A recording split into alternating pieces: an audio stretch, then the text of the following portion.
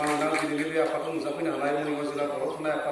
आफादगिरि नेहाथारि आरो सिगांनि बारग'नाय आफादगिरि नेहाथारि इउबिपिअनि आफादगिरि आरो बिथांनि लोगोफोर आरो एक्सबिएलनिफ्राय नुजाफैनो हानाय मानगोनां नेहाथारि आरो गासै एक्सबिएलनि लोगो नोंथांमोन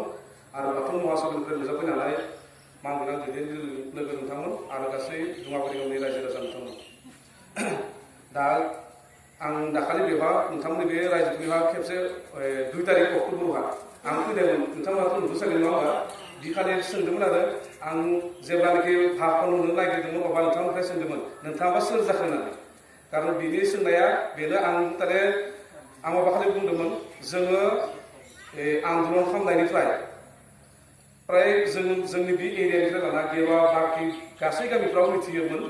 खिन्थु जोङो बेफोरखौ डाइरेक्ट बेबायदि मिटिं खालामफैयामोन दा बेनिखायनो अबाखालि नोंथांमोना बुंदोंमोन जे आं सोरमोन होननानै सिनायथि लाखिनांगौ होननानै खारन आन्दलनहा गैयैखाय मिथिजोबाखै खिन्थु बेनिफ्राय बेवहाय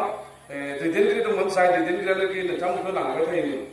बेनिखायनो नोंथांमोना जोंखौ बारा मोजां सिनायमोनाबो जानो हागौमोन दा जायखिजाया बे